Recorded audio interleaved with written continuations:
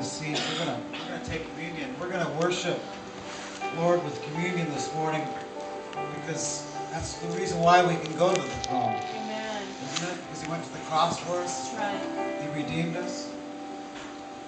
Lord, so we don't, with our communion, we don't ask that you be a member of the church or have gone to any certain classes or anything, but we do ask that your heart be right with the Lord. Amen. That you've made the Lord Jesus Christ your Lord and Savior. And with that, just that one criteria, we ask you to join us. After we get going through a couple scriptures here, we'll ask everybody just to come up in line and receive communion. They're at the tables, one on each side. So we're going to do that. But I wanted to read a couple passages today.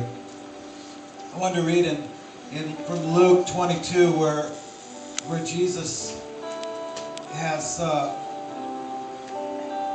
come into town, come into Jerusalem, and he's with his disciples, and it's right before he goes to the cross, and he says, he sends Peter and John. Sorry, I'm a little messed up here. It said,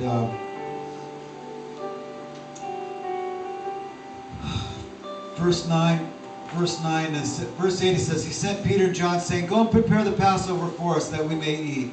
They said to him, "Where do you want us to prepare?" He said to them, "Behold, when you have entered into the city, a man carrying a pitcher of water will meet you. Follow him into the house which he enters. Tell the master of the house, the teacher says to you, where is the guest room where I may eat the Passover with my disciples? He will show you a large furnished upper room. Make preparations there." They went and found things as he had told them, and they prepared the Passover. When the hour had come, he sat down with the 12 apostles.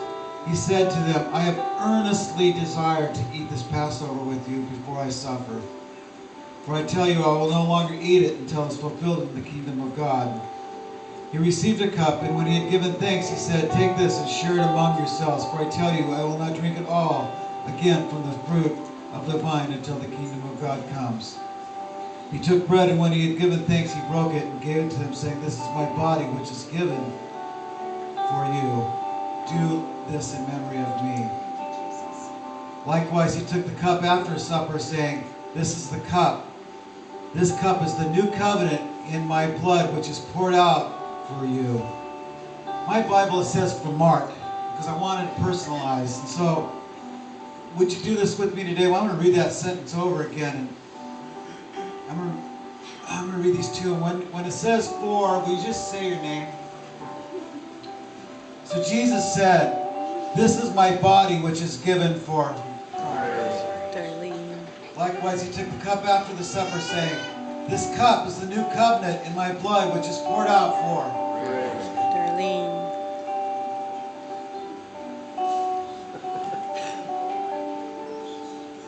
He took it. He paid the price for us. He took his body and he took all of our transgressions and all of our sins. He bore all of our sicknesses. It says he was beaten. He was whipped for our transgressions. He was whipped for us to be healed, for us to walk in health. And he shed his blood for us to be redeemed, for us to be able to go to the throne, right into his arms. Because he cleansed us from every sin that we've ever committed, every sin that we will ever commit. He said, "I'm taking it for him. I'm taking it for him. These guys can come to the throne, Father. I took their sin for them." There's no greater love than that, is there? No.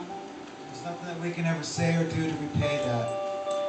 But he said, the biggest thing that you can do for me is don't forget me.